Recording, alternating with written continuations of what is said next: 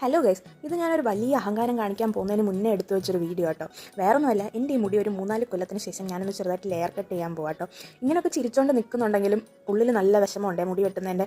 ആരും നിർബന്ധിച്ചിട്ടൊന്നുമല്ല, സ്വന്തമായിട്ടെടുത്ത തീരുമാനമാണ്. പിന്നെ മുന്നോട്ട് വെച്ച കാലം പിന്നോട്ടില്ലെന്നും പറഞ്ഞ് ഞാൻ എന്നെ തന്നെ സെൽഫ് മോട്ടിവേഷനൊക്കെ ചെയ്ത് സലൂണിലോട്ട് പോയേ. അവിടെ ചെന്ന് ഏകദേശം ഒരു അരമണിക്കൂറോളം അമ്മയുടെ തലയിൽ ഹെന്ന ഇട്ട് തീരണം. ആ ഒരു അരമണിക്കൂറോളം അമ്മയും ആൻറ്റിയും കൂടെ എന്നെ നല്ലോണം പിന്തിരിപ്പിക്കാൻ ശ്രമിച്ചു മുടി വെട്ടുന്നതിന്.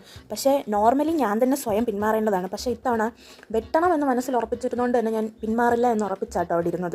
അങ്ങനെ പിന്നെ അതേ ആദ്യം പാറുവിനെ പിടിച്ചിരുത്തി. അവളെ വെട്ടാം, അവളുടെ മുടി എത്ര നീളം കുറയുന്നെന്ന് നോക്കാം, എന്നിട്ട് നിൻ്റെ വെട്ടാം എന്നൊക്കെ പറഞ്ഞ് അവളെ പിടിച്ച് ആദ്യം ഇരുത്തേ. ഒരു വിധത്തിൽ അവളുടെ മുടിയൊക്കെ വെട്ടി കഴിഞ്ഞപ്പോഴത്തേക്കും പിന്നെ അടുത്തത് ഞാനായിരുന്നു. ഞാനും പിന്നെ മുടി കെട്ടാനായിട്ട് കയറി നിന്നു.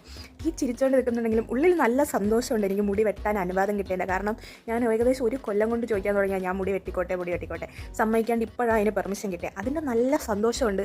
എന്നാൽ മുടി എന്ന് പറയുന്നത് എനിക്കൊരു ഇമോഷനാണ്. അപ്പം അത് പോകുന്നതിൻ്റെ നല്ല വിഷമവും ഉണ്ട്.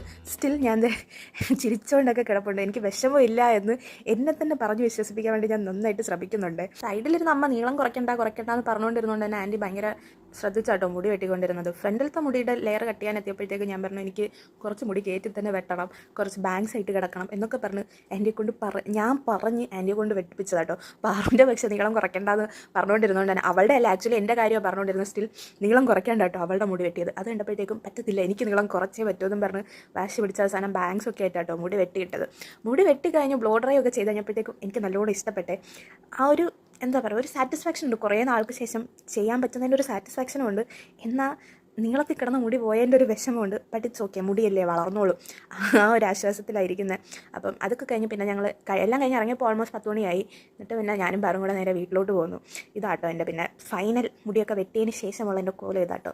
ഇഷ്ടപ്പെട്ടോ ഇല്ലയോ എന്നുള്ള കമൻറ്റ് ചെയ്യാട്ടോ. Bye guys.